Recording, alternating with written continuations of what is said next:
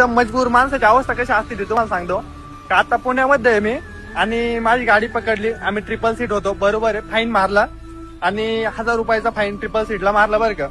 आणि त्यानंतर साहेबांनी माझ्याकडून लायसन घेतलं, म्हणजे लायसन पण दाखव. मी साहेबांच्या हातात लायसन दिलं, साहेबांनी लायसन खिशात घातलं, साहेब निघाले.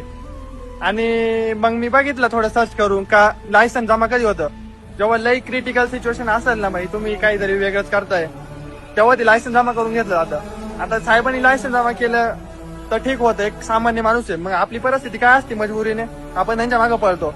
भाई मी आता कंप्लीट आहे ना 2-2.5 किलोमीटर चक्कर साहेब मागे पळत चाललोय. साहेब साहेब माझी मजबुरी, साहेब परिस्थिती आहे, आपल्या गरीबांचं गाणं ते नाही का.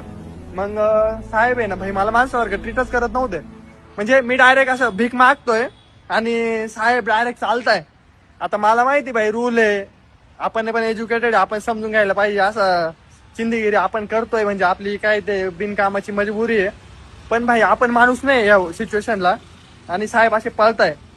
यानंतर मी परत लय जास्त विचार केला, आणि कधी विचार केला भाई लाईफ मध्ये म्हणजे आपण लोकसेवा करतो आणि सेवेमध्ये ना जो तळतळाट आहे ना आत्ता लागलाय माझा, तो तळतळाट पण लागतो बरं का.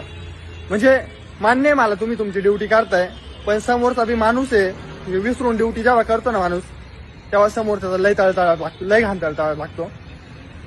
आणि आता यापेक्षा जास्त काही नाही बोलणार आहे मी, बस.